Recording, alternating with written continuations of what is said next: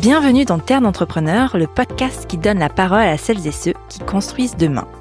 Aujourd'hui, nous levons le voile sur un outil stratégique souvent mal connu, la holding. On l'imagine réservée aux grands groupes, mais elle est pourtant un levier majeur pour les entrepreneurs, de la création à la transmission. Alors pourquoi créer une holding ? Quels sont les avantages pour piloter sa croissance ? Pour en parler, nous accueillons Julie Delannoy, experte en pilotage d'entreprise chez Terre d'entrepreneurs, et un duo qui connaît bien les rouages financiers, Sarah et Peter, dirigeants du restaurant Le Cap à Vambrochy. Sarah et Peter, bienvenue. Est-ce que vous pouvez vous présenter en quelques mots, s'il vous plaît ? Bien sûr.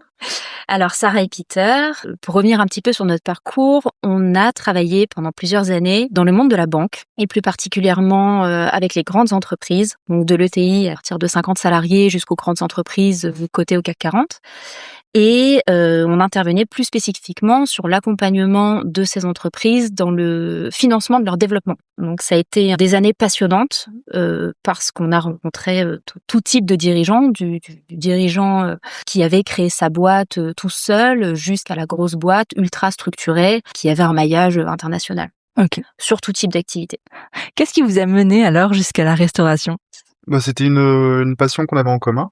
Donc on est remonté sur l'île depuis, ça fait 6 ans maintenant. On a mis quelque temps à trouver notre restaurant. On a eu un coup de cœur à Vambrochy sur ce magnifique établissement qui est face au bateau et on a décidé de le racheter ensemble.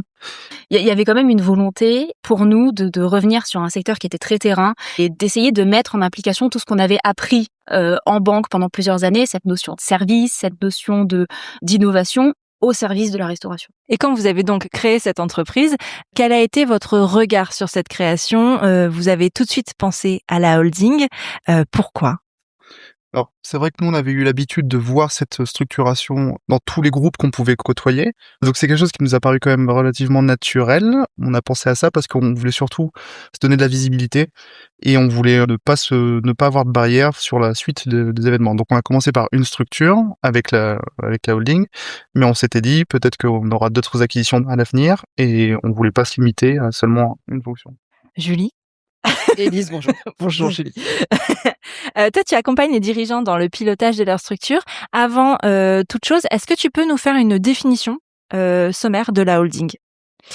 Alors oui, tout à fait. Et comme le disait Peter, en fait, je pense que quand on réfléchit holding, on réfléchit aussi projection long terme. Donc il y a un des mots-clés dans la société holding qu'il faut retenir, c'est déjà de se projeter sur du développement long terme. Une société holding, c'est quoi ? Bon, déjà, il faut réfléchir en francisant peut-être le terme, c'est juste une société mère en fait. Une société holding, c'est un anglicisme pour dire que c'est une société qui porte des participations. Donc en fait, quand on structure un groupe de sociétés, on réfléchit à une société holding quand on pense déjà à plusieurs projets de développement. On pense pas à une entreprise avec une mère, une fille, mais on pense tout de suite à un râteau avec une mère et plusieurs projets de développement et plusieurs filles. Sinon, c'est vrai qu'on n'a pas forcément vocation à créer une société holding quand on réfléchit à un seul projet. Une société holding, finalement, c'est une société qui détient elle-même des titres. Une fois qu'on a passé cette définition, moi je trouve que la meilleure définition de la société holding, c'est un véhicule d'investissement. En premier lieu, on investit et après on réinvestit. Donc on est toujours dans cette logique de réinvestissement et donc de développement. On fait ses petits en fait. La mère, elle va réinvestir les fruits et les richesses de sa première société pour créer de nouvelles sociétés. Évidemment, on le fait aussi parce que quand on réinvestit des fonds, ça coûte moins cher. On limite la fiscalité que si on investissait sans avoir ce véhicule d'investissement et de réinvestissement. Donc si je comprends bien, la holding, c'est donc finalement un outil puissant pour financer les besoins en développement. Oui, en fait, c'est effectivement ça. C'est un outil de financement. La holding, elle permet de financer le groupe. Elle permet de financer le groupe sous 2 aspects, peut-être déjà à court terme, quand une des sociétés filles a besoin un petit coup de pouce en termes de trésorerie. Donc là, on va pouvoir aider effectivement avec tout un mécanisme, avec tout un tas de conventions internes au groupe de sociétés. On va pouvoir se prêter de la trésorerie pour financer ce qu'on appelle, je vais prononcer un terme un peu technique, c'est les besoins en fonds de roulement. Voilà, donc c'est simplement les décalages de trésorerie à court terme. Ensuite, sur du long terme, c'est un puissant outil également, puisqu'on va pouvoir, comme je le disais, financer les besoins de développement du groupe.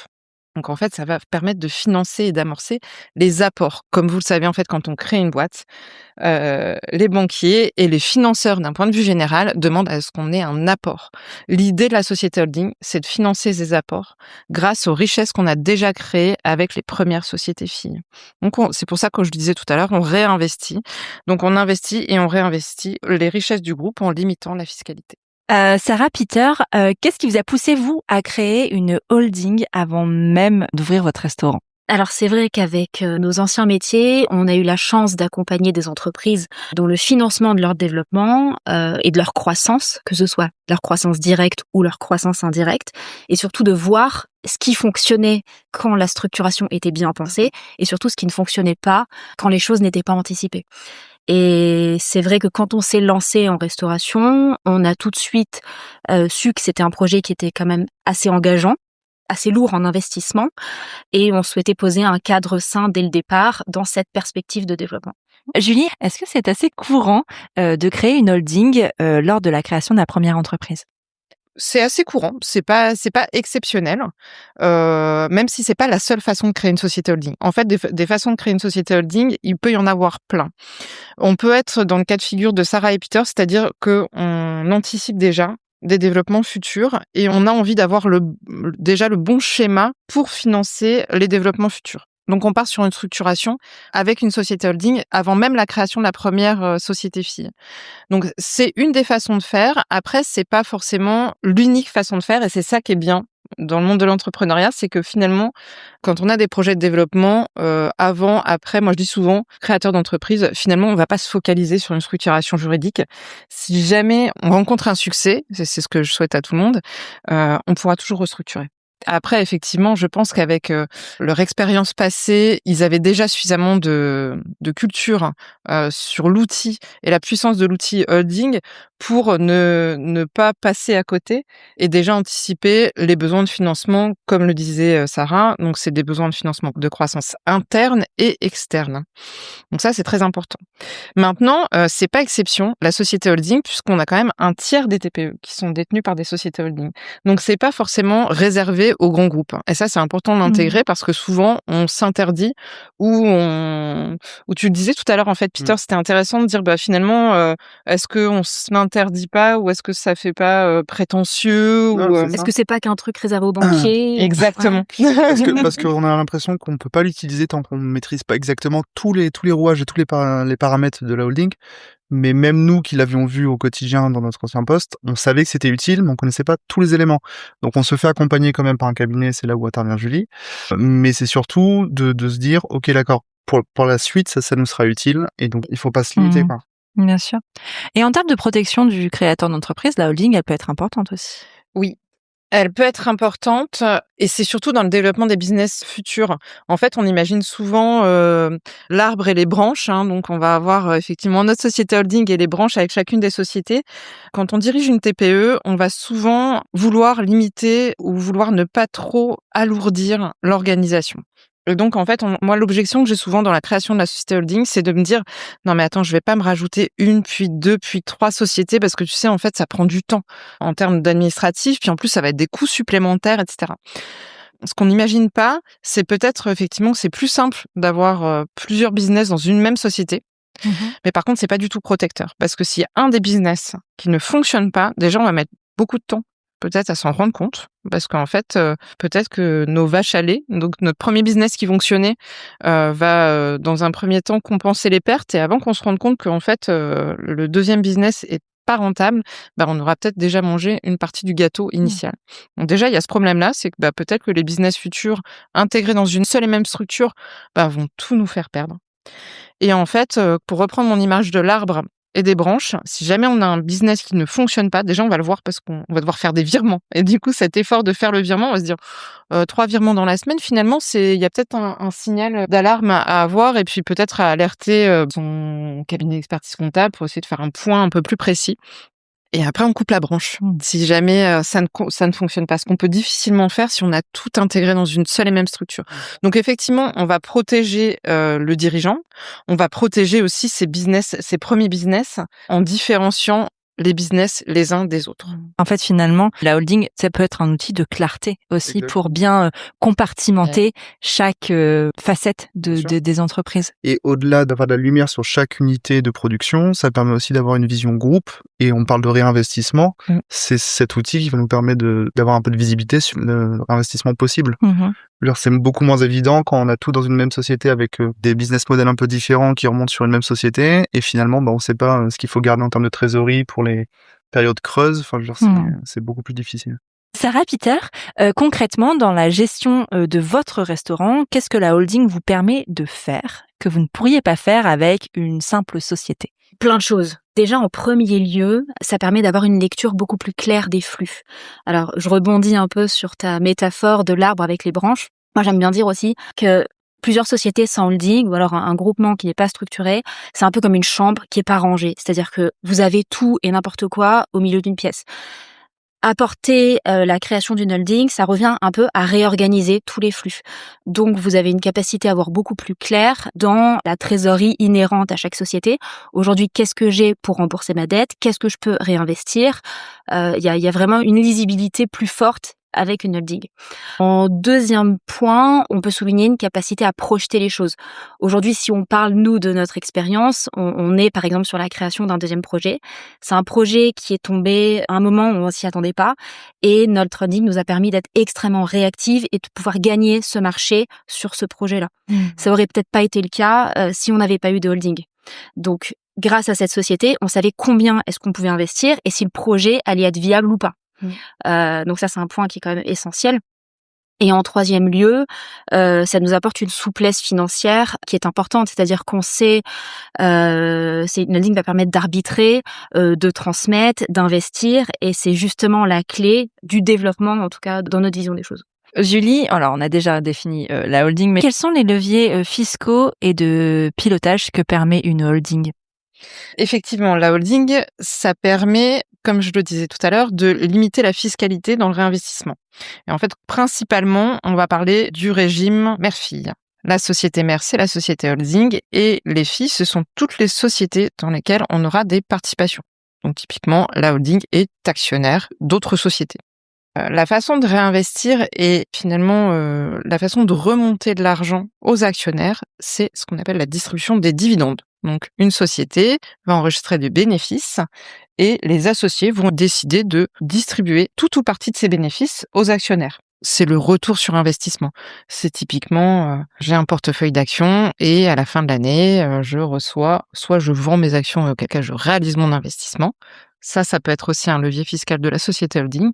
Soit je reçois des dividendes de ma société fille, et c'est ce qu'on appelle le coupon qu'on va avoir souvent quand on a son portefeuille d'actions. Donc on est vraiment dans une assimilation au portefeuille d'actions. Donc je reçois un dividende en tant que société mère, j'aurais déjà payé de la fiscalité impôt société dans ma société fille. L'idée de la société holding et de l'administration fiscale, c'est de dire qu'on ne va pas taxer les dividendes qui sont remontés dans la société holding, puisque la vocation de la société holding, c'est de recréer de la valeur. Donc on est dans un cercle finalement vertueux où tout le monde est gagnant. L'administration fiscale va y gagner puisqu'on va continuer à créer de la richesse et on est encouragé en tant qu'entrepreneur et dirigeant d'une société holding à réinvestir les fonds et à ne pas les sortir directement, puisqu'on va accélérer son développement. Finalement, si je sors l'argent en tant que personne, je n'ai pas de société holding, je sors de l'argent à titre perso, je vais être taxé comme avec mon portefeuille d'actions. Donc, bon, on va pas parler forcément de fiscalité. En plus, le projet de loi de finances, si il naît un jour, deviendra peut-être balayer tout ce que je suis en train de dire aujourd'hui. Mais effectivement, on a ce qu'on appelle un frottement fiscal, c'est-à-dire que finalement, quand je sors l'argent à titre personnel, je vais forcément payer une fiscalité qui était pendant de nombreuses années à 30%. Elle a un petit peu augmenté actuellement, mais on va rester sur le 30%. Si je choisis de faire transiter cet argent par une société holding, je vais économiser 30%. Ça veut dire que finalement, mon pouvoir de réinvestir les fonds, mon apport sera augmenté de 30%. Mon recours à la dette, il sera peut-être du coup moindre. Ou bien, plutôt que de faire un projet, je vais en faire 2. Donc en fait, soit je vais tabler sur des plus gros projets. C'est pour ça que je dis souvent que ça accélère finalement mes projets. Si j'ai des projets, j'ai tout à fait intérêt à faire transiter les fonds par une société holding parce que je vais peut-être avoir accès, comme tu le disais Sarah, à des plus gros projets. Vous, la société holding, ça vous a aussi permis d'être hyper réactif parce que vous saviez finalement quel était votre potentiel d'investissement que vous aviez déjà logé dans la société holding. Et c'est aussi de se dire, finalement, ça arrive aussi dans l'immobilier ou dans une holding patrimoniale, c'est de dire, voilà, moi, je sais que pendant les 20 prochaines années, j'ai envie de me constituer un patrimoine. Et ces 20 prochaines années-là, on sait qu'on n'aura pas finalement intégré de fiscalité ou du moins une moindre fiscalité. Parce qu'effectivement, on dit souvent à tort d'ailleurs que le régime Murphy n'efface pas tout à fait l'impôt. C'est pas tout à fait vrai parce qu'on dit souvent il y a 5% d'impôt, c'est pas vrai. On va du coup clarifier ça. On n'a pas 5% d'impôt, on a une exonération de 95%. Ça veut dire qu'on a 95% du dividende qui est remonté qui ne rentre pas dans l'assiette imposable. Donc voilà, donc on a une assiette qui est réduite à 5% et dans laquelle on va défalquer quand même un certain nombre de charges.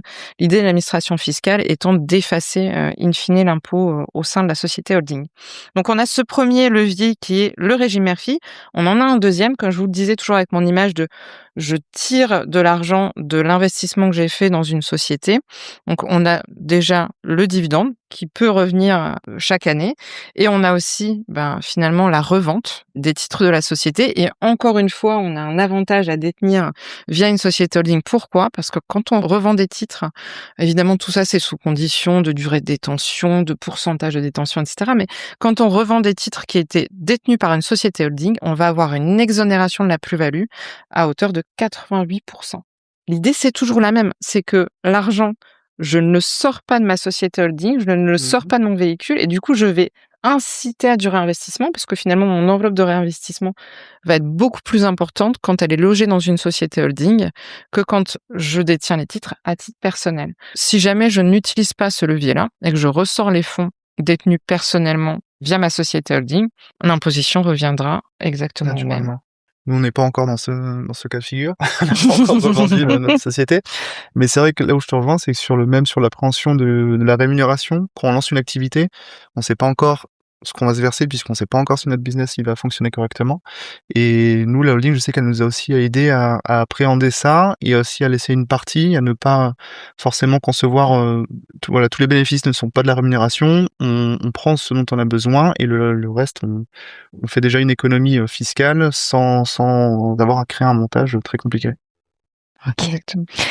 Est-ce que le montage de la holding a été pour vous un frein au lancement quand vous êtes allé pitcher vos projets auprès des banquiers, par exemple ? Pas du tout. Mais vraiment pas du tout, au contraire. À l'inverse, oui. Et pour le coup, là, on change de côté, c'est-à-dire que après avoir été banquier pendant des années, on passe de l'autre côté de la barrière. Mais finalement, d'avoir en face de soi un entrepreneur qui pense à son développement, qui pense à sa transmission, qui souhaite d'ores et déjà dissocier ses flux d'exploitation de sa stratégie globale, ça vient déjà accréditer le profil de l'entrepreneur qu'on a en face de soi. Et en termes d'analyse de risque, il y a rien de plus compliqué. Au contraire, comme on disait tout à l'heure, tout devient plus clair et plus simple quand c'est bien pensé et organisé. Et ça n'a pas du tout été un frein au lancement et on invite justement ceux qui peuvent le penser à mettre de côté ces idées reçues et aller dans ce sens-là. Puis ça permet aussi de communiquer l'ambition du porteur de projet, de dire qu'on va pas s'arrêter là, qu'on compte bien aller plus loin dans les années à venir. Et je pense aussi que une fois que le premier projet fonctionne et qu'on est sur les suivants, ça donne aussi une valeur financière à la holding et puis en termes de garantie, Non, il y a une force de frappe qui est plus importante en termes de garantie aussi, bien sûr. C'est plus apprécié. Carrément. Julie, pour ceux qui n'ont pas le bagage banquier, qui n'arrivent pas devant le conseiller financier avec justement tout ce que vous pouvez savoir, c'est quoi les étapes ? Comment on fait ? Alors, pour créer une société holding, finalement, quand on crée, il faut effectivement, comme le disait Peter, désacraliser un petit peu. Quand on crée une société holding, on crée avant tout une société. La création de société, déjà, il faut être accompagné, comme pour toutes les créations, pour déterminer finalement la vocation de cette société. Qu'est-ce que je veux faire de ma société holding ? Est-ce que je veux me rémunérer dans ma société holding ? Est-ce que je veux simplement recevoir des flux dans ma société holding ? Quelle est la nature de mes investissements prévus ? Est-ce que c'est du patrimonial ou pas ? Est-ce que c'est uniquement de l'exploitation, etc., etc. Donc déjà, il va falloir se faire accompagner pour déterminer la meilleure forme juridique. comme dans toutes les créations finalement. Une fois qu'on aura déterminé la meilleure forme juridique, il va falloir se projeter sur des business plans. Le business plan principal d'une société holding, il est très simplifié parce que ça repose sur la société d'exploitation et de sa capacité à remonter des flux sur la société holding.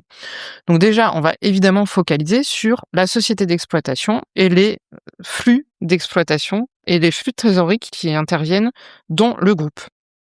Donc déjà, création d'entreprise, premier réflexe, je me fais bien accompagner. Sur le business plan et la détermination du coup du rôle de cette société. C'est une société intermédiaire en fait. Elle est pas là pour vous compliquer la vie au final. Elle est vraiment là pour vous simplifier la vie et pour simplifier la lisibilité du groupe. Donc on crée la société holding, puis on va créer la société d'exploitation aussi simplement que la première fois pour la société holding, c'est-à-dire que une fois qu'on a bien son schéma en tête de ce qu'on veut faire à l'intérieur des deux sociétés, on va déterminer les formes juridiques les plus adaptées, le montant du capital social le plus adapté, qui dirige quoi, et c'est parti. Ok. Donc c'est d'abord la société holding, Exactement. D'abord le tronc finalement, et ensuite les branches. Alors, ça, c'est le cas de Sarah et Peter, où effectivement, on a fait quelque chose de très structuré dès le début. Il y a beaucoup d'entreprises qui vont finalement y aller beaucoup plus par étapes. C'est-à-dire qu'ils vont d'abord créer et sécuriser leur première société. Et au final, ils vont créer leur première société d'exploitation. Et une fois qu'ils auront bien sécurisé ce projet-là, ils vont réussir à se projeter sur un développement de groupe. Et finalement, on va créer la société holding dans une logique de développement d'entreprise avec, souvent, c'est la deuxième business unit qui va intervenir, ou bien un projet immobilier. Je veux racheter l'immobilier de ma boîte et du coup, j'ai l'opportunité de créer mon patrimoine avec le loyer qui est versé par ma boîte et donc création de SCI et préalablement création de société holding. Donc là, en fait, on va avoir différentes méthodes. Soit je crée la société holding dès le début et je la crée de rien. On parle de création ex nihilo. Soit je vais la créer, et ça, c'est un cas assez fréquent. Enfin, en tout cas, c'est un cas pour lequel l'accompagnement est d'autant plus nécessaire parce que ça devient assez technique. On fait ce qu'on appelle une création de holding par le haut, c'est-à-dire qu'on va utiliser cette première société d'exploitation et on va valoriser les titres de cette première société d'exploitation qu'on aura créée pour les apporter à une société holding qui va venir s'interposer entre les associés historiques et la première société fille. Et du coup, une fois qu'on aura interposé sa société holding, on pourra créer les sociétés futures. Donc ça, c'est la création de la holding par le haut. Il y a une autre forme, c'est la création de la société holding par le bas, qui est un peu moins utilisée parce qu'elle est encore plus lourde d'un point de vue administratif, mais finalement, je vais utiliser ma société d'exploitation comme ma future société holding et je vais apporter tous les moyens d'exploit à une nouvelle société. Et du coup, comme c'est ma société d'exploitation qui apporte ces moyens d'exploitation, c'est elle qui va devenir la société mère et elle va créer sa fille. Okay. Voilà. Donc, globalement, en fait, la société holding, elle se crée au moment où on en a besoin, au moment où on estime que c'est nécessaire. Et du coup, ça peut intervenir à plusieurs moments de la vie de l'entrepreneur. Il n'y a pas de mauvais choix. Le plus important quand on crée un business, c'est de réfléchir business, justement. Donc, en fait, c'est de focaliser toute son attention sur la façon dont on va créer de la valeur dans son entreprise. Après, finalement, la façon dont on va optimiser l'utilisation de cette valeur, si on est bien accompagné, on y arrivera toujours. Et alors, quels sont les points de vigilance à la création d'une holding? Parce que j'imagine qu'on la manipule pas sans précaution. Effectivement, c'est un outil qu'il faut savoir manipuler parce qu'en fait, en fonction de la nature de la société holding, on n'en a pas parlé, mais il y a des holdings animatrices, il y a des holdings passives. Elles vont pas forcément avoir toutes les mêmes options fiscales, la même fiscalité, et du coup, on va pas pouvoir les utiliser toutes de la même façon. Donc en fait, il faut quand même être vigilant. Déjà, à bien penser sa société holding pour savoir ce qu'on veut en faire, pour pouvoir après bien l'utiliser et pas faire de bêtises. Comme je vous le disais, c'est un puissant outil, mais du coup, c'est un outil aussi qui est très surveillé à juste titre par l'administration fiscale. Et si c'est mal utilisé, je pense qu'on peut rapidement se prendre les pieds dans le tapis et prendre des risques inutiles. Donc, évidemment que quand on crée des sociétés holding, il faut absolument être accompagné en amont pour bien l'utiliser pendant la durée de vie de ces sociétés et à la sortie. Voilà. Et puis, dès qu'on a un doute ou une question, se rapprocher de son conseil. Très, très important. Sarah et Peter, quels conseils donneriez-vous à un entrepreneur qui hésite à franchir le pas de la holding ? en premier conseil comme ça qui me viendrait à l'esprit, c'est de jamais rien faire tout seul. C'est-à-dire qu'une holding, c'est pas une fin en soi. On peut être structuré si le nerf de la guerre, si l'exploitation n'est pas là, on peut se casser la figure, bien évidemment. A contrario, on peut très bien réussir sans holding, en peut-être limitant l'exploitation du développement, mais voilà, la holding, c'est pas une fin en soi, et avant toute chose, la première des choses à faire, c'est en parler à son conseil. C'est notre cas, en tout cas, et on est très content des retours qu'on a pu avoir, parce qu'on avait beau penser savoir beaucoup de choses. Quand on a présenté nos projets à Julie, on a eu besoin de ses conseils ultra techniques concernant notre activité. Et Julie, d'ailleurs, je te remercie parce que finalement, tout ce que tu nous as conseillé s'est révélé juste par la suite. Donc merci pour ça. Et ensuite, la deuxième question à se poser, c'est est-ce que comment on se voit dans 5-10 ans? Comment est-ce qu'on se projette en termes de développement? Il y a des entrepreneurs qui souhaitent se limiter à une seule activité, n'envisagent pas de développement, pas de transmission. Dans ces cas-là, effectivement, est-ce qu'il y a lieu ou pas de créer une holding? A contrario, si d'ores et déjà, quand on se lance dans notre business, on envisage plein de choses, là, ça peut avoir du sens et c'est indispensable en tout cas d'en parler à son conseil et son cabinet d'experts comptables. Finalement, c'est une question de cas par cas. C'est vraiment en fonction de nos projets, nos ambitions, et c'est vraiment en premier lieu se poser la question de ce qu'on veut, de pas avoir peur de penser loin aussi en termes d'avenir, et ensuite en parler aux personnes qui ont peut-être les idées un peu plus claires aussi sur nos projets. Quand on est dedans, on ne voit pas tout, et c'est vrai que le conseil a aussi cette valeur ajoutée plus technique et avec plus de hauteur. Je rajoute juste un petit point sur celui de ma femme. Le conseil, nous, il nous a vraiment aidé à personnaliser la structuration. Et je trouve que ça, c'est le plus important. Et même au départ, on veut la meilleure solution. On veut la solution clé en main, sans se poser vraiment les questions pertinentes. Et donc, besoin de rémunération, visibilité, besoin de développement. Tout ça, c'est des choses qui se font au cas par cas, comme tu dis. Et c'est ces discussions-là qui font vraiment avancer et qui permettent d'avoir la structuration. La nôtre n'est pas forcément la meilleure pour tout le monde. En tout cas, merci Julie, elle nous a été bien. C'est bien un conseil, il est pas là une fois.